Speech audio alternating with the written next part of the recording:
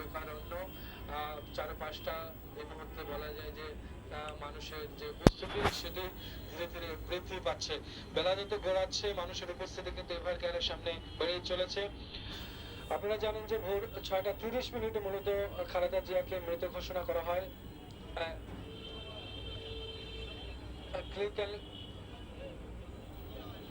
Clinically death ঘোষণা করা হয় মূলত ভোর 6:30টার দিকে, এবং তারপরেই আমরা দেখতে পাচ্ছি যে এখানে মানুষের উপস্থিতিটাও বেড়েছে এবং বিএনপির কেন্দ্রীয় নেতৃবৃন্দ তারাও কিন্তু হসপিটালে আসছেন, সে উপস্থিতিটাও ধীরে ধীরে বেড়ে চলেছে।